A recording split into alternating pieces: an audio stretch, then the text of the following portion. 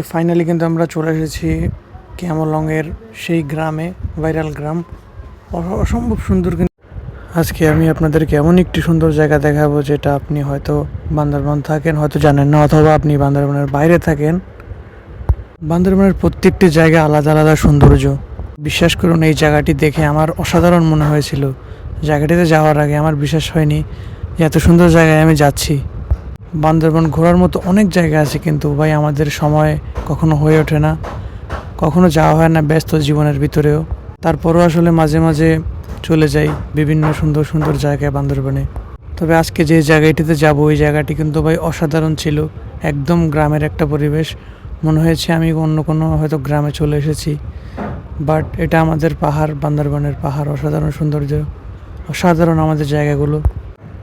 এটাই হচ্ছে ভাই সেই জায়গা, অসাধারণ জায়গা। এই জায়গাটা ভাই যখন আমি এসেছি আমার মনে হচ্ছে আমি কোনো বাংলাদেশের কোনো গ্রাম অঞ্চলে চলে গিয়েছি। আসলে কিন্তু না ভাই, আমি যখন এসেছি এসে অবাক হয়ে গেছি, কিরে ভাই এটা কোন জায়গায় আসলাম আমি, এত সুন্দর জায়গা হতে পারে বান্দরবানে। এখানে আসার পরে একটা জিনিস ইচ্ছে করেছিল, যেখানে যদি আমার একটু জায়গা থাকতো আমি একটা ঘর বেঁধে এখানে থেকে যেতাম। মানে এমন সুন্দর জায়গায় যেতে ইচ্ছে করে না আসলে আসলে।